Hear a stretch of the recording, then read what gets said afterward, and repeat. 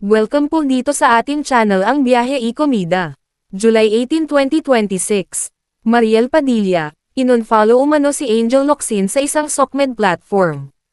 Umani ng matinding usap-usapan sa social media matapos mapansin ng ilang netizens na tila hindi na nakafollow si Mariel Padilla kay Angel Locsin sa Instagram, kasunod ng matapang na pahayag ni Angel laban kay Senador Robin Padilla. Gayunman, wala pang kumpirmasyon kung talagang nakafollow si Mariel kay Angel noon. Ayon sa ulat ng GMA Network, si Angel ay nananatiling follower pa rin ni Mariel. Nagsimula ang kontrobersya matapos ilabas ni Angel ang isang bukas na liham para kay Robin, kung saan binalikan niya ang mga pag-uusap nila noon tungkol sa pagmamahal sa bayan. Binanggit din niya ang naging pahayag ng senador na, "Komunista po ako," at ang tanong nito sa impeachment trial ng Vice-Presidente. Sa kanyang mensahe, ipinahayag ni Angel ang kanyang pagkadismaya at tinanong si Robin kung bakit hindi siya ipinagtanggol noong siya ay naridtag, kahit alam umano nitong hindi ito totoo. "Ang tanong ko lang, nasaan ka nung panahong nireredtag ako kahit alam mong hindi totoo?" Kinwestiyon din niya ang suporta ng senador kay Apollo Quiboloy at ang mga pananaw nito tungkol sa China. Pero bakit parang mas ipinaglalaban mo pa si Quiboloy? Naniniwala ka ba talaga na siya ang appointed son of God? Sa kabila ng kanyang mga puna, nagtapos si Angel sa isang taos-pusong panawagan kay Robin. "Tama na, kuya, gising na. Hindi pa huli ang lahat." Samantala, wala pang opisyal na pahayag sina Robin at Mariel kaugnay sa isyu. Patuloy namang pinag-uusapan ng publiko kung may kaugnayan nga ba ang umano'y pag-unfollow ni Mariel sa naging palitan ng pananaw nina Angel at Robin.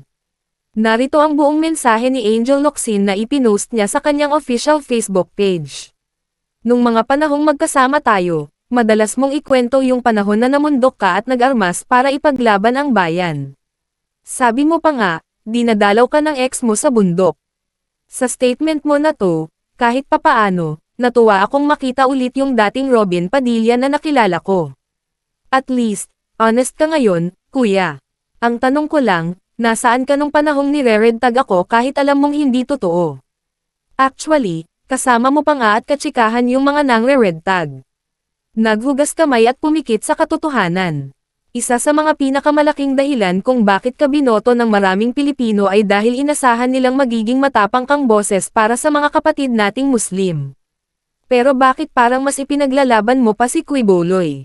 Naniniwala ka ba talaga na siya ang appointed son of God? Isa ka sa pinakamakabayang taong nakilala.